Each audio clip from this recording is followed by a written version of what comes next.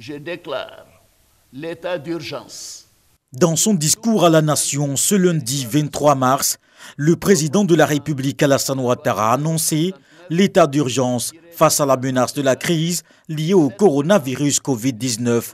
Une décision qui tire son fondement juridique de la loi numéro 59-231 du 7 novembre 1959. Son premier article précise que l'état d'urgence peut être déclaré sur tout ou partie du territoire de la Côte d'Ivoire, soit en cas de péril imminent résultant d'atteintes graves à l'ordre public, soit en cas d'événements qui, par la nature ou leur gravité, sont susceptibles d'entraver la bonne marche de l'économie ou des services publics ou de l'intérêt social. Ici, en Côte d'Ivoire, comme partout ailleurs, la menace du coronavirus Covid-19 est bien réelle et l'on est obligé de faire face à la pandémie mondiale.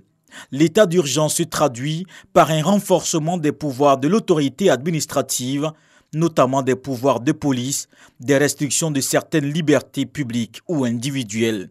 Le chef de l'État a alors décliné les 8 mesures qui en découlent, comme la limitation des sorties de la ville sauf autorisation, s'appuyant sur l'article 4 de la loi de 1959. Les restaurants, maquis, bars et autres lieux de réjouissance sont fermés sur la période, et l'article 8 de la dite loi de préciser les infractions liées au non-respect de toutes ces mesures. Et pour leur mise en œuvre, pouvoir est donné au ministre de la Sécurité et de la Protection civile, comme l'indique l'article 4, de les faire respecter. Il va spécifier toutes les différentes mesures par arrêté.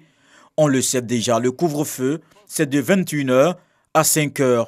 La régulation du transport, l'interdiction de séjour, assignation à résidence, la fermeture des salles de spectacle, etc. Ces dispositions ne sont pas contraires à l'article 4.1 du Pacte international relatif aux droits civils et politiques de l'ONU de 1966.